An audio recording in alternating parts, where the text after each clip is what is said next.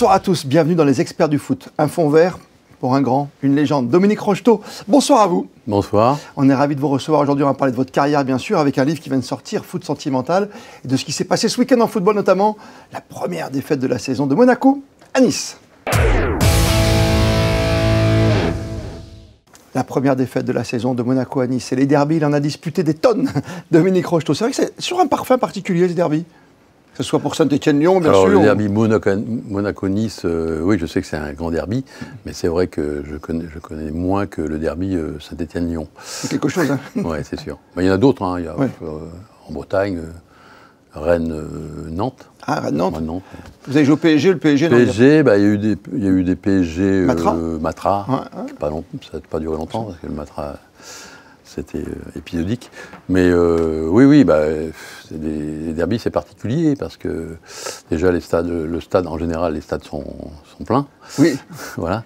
Et puis, il y a toujours l'avant-match, la préparation de l'avant-match, que ce soit les joueurs, des petites phrases, parfois, on cherche à titiller l'équipe adverse, et puis les supporters, bien sûr, les supporters.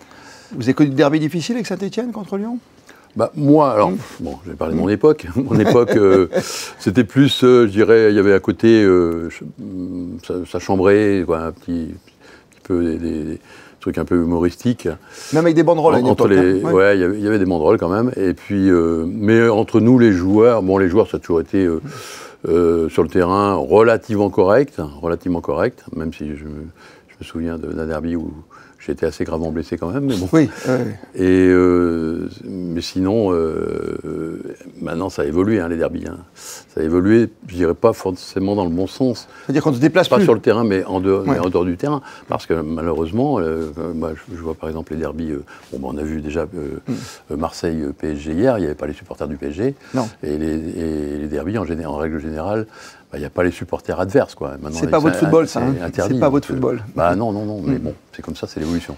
Nice-Monaco, on attendait beaucoup de ce match que Nice peine depuis le début de la saison, on ne va pas se cacher. On le savait qu'ils allaient tendre un piège à Monaco, qui a fini à 10 contre 11. Monaco est une équipe qui vous plaît dans le jeu, dans l'élégance, puisque vous êtes un apôtre de l'élégance, hein, bien sûr. Alors, c'est pas parce que je suis à Monaco, mais... si, allez-y, lâchez-vous. Non, mais j'ai toujours bien aimé ce club, et puis les équipes qui sont passées par Monaco. Je pourrais citer plein de joueurs, bien sûr. Oui. À ma période, dans les années 70, quand on venait ici, quand il y avait des Saint-Étienne, Monaco, sur l'ancien stade Louis II, là. Dans le vieux stade Louis II, oui, c'est vrai. Le vieux stade Louis II, avec toute la génération Onis, Pastorizza, d'Alger, enfin, Petit, Jeannot Petit, bien sûr. Et puis nous, notre grande époque aussi, donc ça faisait des gros matchs, hein, je me souviens. Et donc Monaco, moi j'ai toujours... ils ont un beau palmarès déjà, hein, il y a un beau palmarès. Et puis, oui, il y a toujours eu, alors selon les entraîneurs bien sûr, qui sont passés par Monaco, mais c'est toujours été une équipe assez...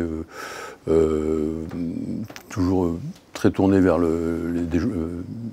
vers des maîtrises techniques, maîtrise du jeu, enfin bon, toujours, des beaux joueurs. Il y a une patte, quoi. On voit de Glenn Hoddle à une époque, par exemple, avec Barberis ou autre, avec Bernardo Silva, on le voit aujourd'hui qu'un Golovin, et puis les petites pépites que sont Silva qui est passé par Monaco. C'est ça, quand même, il faut l'oublier. Si on regarde Monaco, il y a de très grands joueurs qui sont passés à Monaco. Monaco peut faire une belle saison, selon vous ? Et cette année, je trouve qu'ils sont assez performants, solides, c'est très costaud, je trouve, derrière. Même si chaque année, ils perdent quand même souvent leurs meilleurs joueurs. Mais ils les vendent bien, ils les vendent cher. Ils les vendent sûrement bien, mais chaque année, ils perdent souvent leurs meilleurs joueurs, c'est un peu dommage. Mais là, je les vois bien, de toute façon, jouer le titre, je ne sais pas, parce que je pense que le PSG est toujours... il y a toujours une marge quand même avec le PSG. Mais dans les 3 premiers, bien sûr. Puis il y a la Coupe d'Europe, la Ligue des Champions. Ils ont bien démarré la Ligue des Champions. Je pense qu'ils vont se qualifier pour les 16e de finale. Donc, ça vous plaît, cette nouvelle formule de Ligue des Champions ? Il faut voir avec le temps. Moi, je trouve que les premiers matchs, on voit des beaux matchs, parce qu'il y a des confrontations. On a vu Real de Madrid contre Dortmund, là, qui a un très beau match. Il y a des belles confrontations. À côté de ça, il y a beaucoup de matchs. Et puis, il n'y aura que 8 équipes éliminées. Donc, La coupe, pour moi, la Ligue des Champions va vraiment commencer à partir des 16e. Quoi. Ça serait bien. Mais comme d'habitude, un petit peu. Ouais, match aller-retour. Et puis le printemps, c'est toujours une autre époque. Beaucoup mieux. Ouais. C'est vrai. On voit des classicos qui sont différents. Vous l'avez dit, hein, vous avez une tendresse pour votre football aussi, parce que ça a changé. Il y a eu l'apport de l'argent, on y reviendra, vous en parlez beaucoup dans votre livre. Mais bon, un classico comme hier pour le Paris, c'est un petit peu dommage de ne pas avoir un vrai match de foot avec une expulsion un peu prématurée. Oui, j'ai vu l'action. De toute façon, c'est difficile toujours de juger comme ça. Juger après coup, c'est toujours facile. Bon, là, je crois que l'arbitre n'a pas regardé la vidéo. Il a pris la décision tout de suite. Donc, il aurait peut-être pu quand même regarder la vidéo. Parce que c'était vraiment limite, quoi. Un carton jaune presque rouge. Oui, presque rouge. Mais voilà, et puis après ça change tout. Ça change la donne. C'est vrai qu'on a tendance maintenant à mettre des cartons rouges assez facilement, assez rapidement. Pour Monaco, c'est vrai que ça change tout le déroulement du match. Pour Monaco, c'est 2 cartons jaunes, donc voilà, c'est différent. Mais quand même, il y avait... Même sans ça, je pense qu'il y avait quand même une différence de niveau entre le PSG et l'OM. Pour rester dans les grands matchs, comme ça, dans les grands derbys ou de grandes affiches, comme le vrai Classico, quand on voit Barcelone qui gagne 4-0 face à Madrid, c'est incroyable. Hein. Oui, bah là c'est pareil. Hein. Si on regarde la première mi-temps du Real, comme l'a dit Ancelotti, le Real a fait une très belle première mi-temps. Après, il marque 2 buts en première mi-temps, même Mbappé marque un but, il est hors jeu avec l'apport de la vidéo, hors jeu mais de quelques centimètres. Donc ça ne joue pas sur grand-chose. Si ce but est accepté, ça peut changer tout le match. Ça peut changer tout le match, oui. Comme pour Monaco, effectivement, face à Nice hier, cette première défaite de la saison, mais vous l'avez dit, il y a de l'espoir, il y a du fond de jeu. C'est important d'avoir un bon banc de touche. Hein. Maintenant, quand on parle d'effectifs, c'est combien? C'est 30 joueurs maintenant. Parce qu'on joue 96 minutes maintenant. Facile. Donc si tu as 2 équipes de même niveau, c'est sûr. Hein. Ce qu'ont les grands clubs, même si c'est toujours quand même les grands joueurs qui jouent assez régulièrement. Mais il y a tellement de matchs maintenant, donc les entraîneurs sont obligés de faire tourner. Après, c'est pas évident, quoi. Il y a tellement ou il y a trop de matchs? Pour moi, il y a trop de matchs. Trop de matchs, oui, d'accord. Pour moi, il y a trop de matchs maintenant. Pourquoi trop de matchs? Parce que c'est un engrenage. Hein. C'est le football business, donc il faut faire de l'argent, donc il faut plus de compétition. Là, les prochaines Coupes du Monde, on va passer, je crois, à plus de 40 équipes. Voilà. Donc toujours plus de matchs. Mais il faut aussi penser quand même à la santé des joueurs. Quoi. Parce que quelque part, même si ça tourne, c'est un peu toujours les mêmes joueurs qui jouent. Et on voit qu'il y a quand même, à une certaine période de l'année, il y a quand même pas mal de blessures. Ça ne vous a pas échappé, à Monaco, on fait beaucoup tourner. Hein. Ça ne vous a pas échappé, Dominique Rocheau, parce qu'en plus, on fait tourner à Monaco. Même le petit Ben Seguir n'était pas titulaire au coup d'envoi, quoi. Il était sur le banc des remplaçants. C'est le choix du coach, peut-être qu'il a raison. Hein. Je pense qu'il joue le championnat, mais il joue aussi quand même, je pense qu'il veut aller le plus loin possible en Ligue des Champions. C'est ça aussi. Peut-être un souci aussi à un moment. Voilà, ouais. De jouer sur 2 grands tableaux comme ça, hein, parce qu'on ne parle même pas de la Coupe de France, on parle de la Ligue des Champions avec 7 tours en plus. Et ce championnat qu'on suit, bien sûr, sur Monaco Info. Foot sentimental. Petite musique comme ça qui résonne. Petit côté Alain Souchon chez vous? Ah, j'aime bien Alain Souchon, c'est sûr. Full sentimental, vous voyez ce que je veux dire? Oui, mais bien sûr. Full sentimental. J'ai pensé. Vous ne l'avez pas fait exprès? Si, quand même. Non, puis j'ai trouvé ce titre vraiment à la fin du livre. J'ai écrit ce livre pendant 1 an, ça m'a pris 1 an. C'est le premier livre que j'écris. Et on n'arrivait pas à trouver un titre. Et c'est vrai qu'en plus, je parle pas mal de musique dans mon bouquin.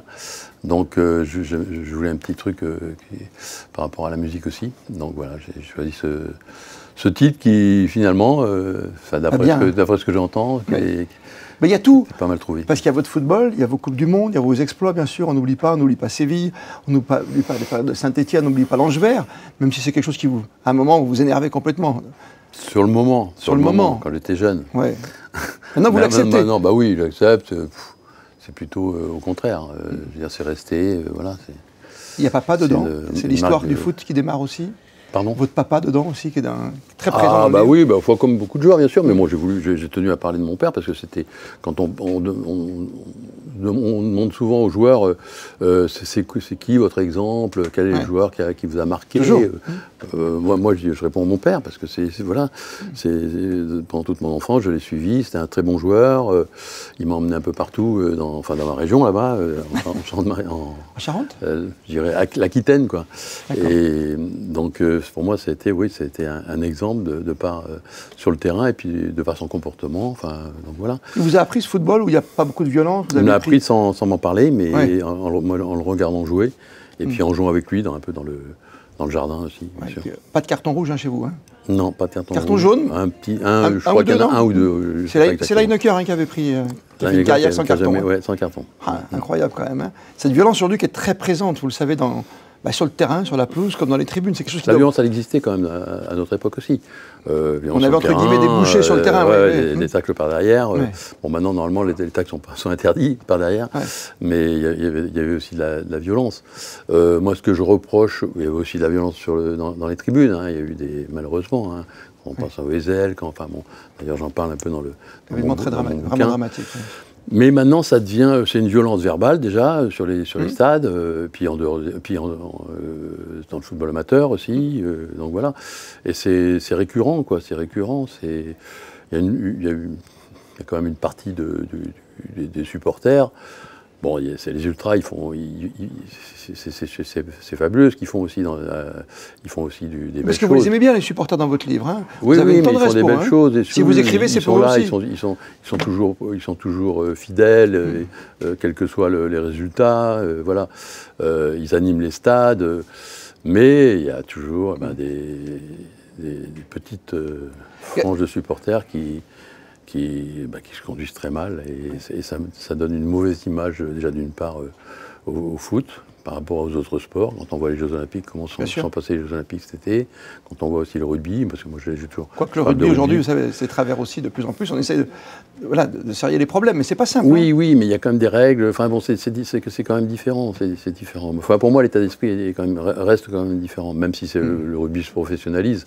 Il y a de moins en moins de troisième mi-temps, ça c'est sûr. Oui. Mais quand même, il y a toujours un état d'esprit. Moi j'aime bien, je supporte La Rochelle par exemple, j'aime bien aller au stade parce que c'est cool, quoi, c'est tranquille. Ouais, c'est plus cool que le foot, il y a une petite tension. Bien sûr. Il y a une petite tension, quand on sort du stade, on n'a pas envie de partir en courant avec les enfants sous le bras. Voilà. Ce football-là, vous avez conscience, Dominique Rocheteau, quand vous parlez de votre papa, vous nous avez fait rêver, notre génération.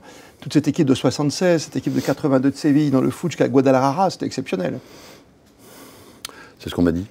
Oui, mais c'est ce qu'on vous dit. J'ai eu la chance de passer un moment avec vous tout à l'heure, simplement dans la rue, c'est incroyable. Les journalistes. Alors je parle de ça aussi. Je parle des médias, le changement aussi de comportement. Je veux dire, moi j'ai gardé vraiment des copains, des amis journalistes. Parce il y avait une proximité. On était moins nombreux. Moins nombreux, c'est vrai, c'est pour ça. Mais bon, maintenant, je veux dire, pour avoir les contacts entre les joueurs et les journalistes, c'est un peu plus difficile parce que c'est des conférences de presse. Bon, c'est l'évolution des médias, parce qu'il y a beaucoup plus de médias et tout. Mais il y a moins cette proximité, cette convivialité entre les sportifs et les médias. Et vous comprenez les difficultés pour un garçon comme Kylian Mbappé de s'exprimer normalement? Bien sûr. Je n'aurais pas été à sa place, c'est pas facile. Vous seriez sorti, vous aussi, en tant que capitaine, un soir de match de l'équipe de France? À Stockholm ou ailleurs, hein? Moi, sincèrement, ce genre de... Ça ne m'intéresse pas trop. Quoi. Oui. Moi, je dirais que c'est plus... Alors, je ne sais pas si... Attention, son comportement, Kylian, je le connais un petit peu. Je pense que c'est quelqu'un qui a quand même été très bien éduqué, qui est un mec solide, intelligent. Mais... par contre, s'il a envie de sortir, au contraire, c'est plutôt rassurant, parce qu'on l'a pris on l'a considéré un peu comme un robot, qui avait été complètement formaté et tout. Donc s'il commence à sortir, c'est plutôt rassurant. C'est un humain, quoi. Dominique Rocheteau, avec ses témoignages, c'est l'élégance même, c'est notre ange vert à tous, c'est cette chanson qui résonne à Geoffroy Guichard qui sait les plus forts, même s'il y a eu Paris derrière, même s'il y a l'équipe de France, on reste le cœur vert. Il y a une phrase, même une citation qui ouvre votre livre que j'adore, « Ne gagne pas le monde en perdant ton âme, la sagesse vaut mieux que l'argent et l'or ». On est loin de tout ça aujourd'hui, c'est qui? C'est Bob Marley, c'est ça? Bob Marley, que j'ai rencontré. C'est ça, c'est pour ça, vous le musicien, vous l'acteur. Je parle de mes rencontres aussi dans le bouquin. Je l'avais rencontré au Gabon. Ouais. Il faisait un concert et nous, on faisait une tournée avec Saint-Étienne. On était dans le même hôtel et on avait joué au foot avec son équipe de musiciens. Et cette phrase, elle résonne parce que c'est difficile. Vous prenez l'amateurisme quelque part, il y a du professionnalisme chez vous. C'est pas la génération qui a gagné le plus d'argent, mais aujourd'hui, c'est compliqué pour ces jeunes quand même. Ouais, gardez leur âme de footballeur. Oui, parce que je dirais, ils sont malheureusement, alors ils sont pas toujours fautifs. Après, tu peux t'ouvrir sur le monde quand même. Mais j'ai l'impression qu'ils sont un peu en dehors de la vie, de la vraie vie. Voilà, ils sont tellement obligés de se protéger. Oui, ça c'est sûr, hein, c'est pas évident avec les réseaux sociaux. Hein. Ouais. Mais donc ils restent ils sont complètement, je veux dire, entre eux. Enfin bon, voilà. Moi, j'ai eu l'impression d'avoir vécu une vie normale, quoi. Enfin, une jeunesse normale. Ouais. Même si vous avez été adulé. J'allais voir des concerts. Vous avez une pression. Vous arrivez à aller voir des concerts tranquillement? Ouais, bah tranquillement. Je pouvais être reconnu, mais bon. Non, mais les gens vous aiment, quoi, Dominique. C'est hallucinant. Vous vous rendez compte? Ouais, mais bon. Que ce soit pendant votre carrière. J'ai eu l'impression d'avoir une vie normale, quoi. Mais bravo, bravo pour ça, bravo de ne pas changer. Je prends le livre, hein, je me permets bien sûr, je le remontre encore une fois parce que vous l'avez déjà vu, mais Foot sentimental, voilà, c'est aux éditions du Rocher, si je ne m'abuse, je ne me trompe pas. Cherche Midi. Cherche Midi, parce que c'est pourquoi le Rocher. Bah, le Rocher. C'est pas que Monaco, il y a Roger Rocher, donc Cherche Midi. C'est un éditeur qui vous a toujours suivi. Oui. Il ne faut pas l'oublier. C'est important de le dire. Bien sûr. Foot sentimental, j'adore ce titre, bien sûr, parce qu'on a envie de chanter avec vous.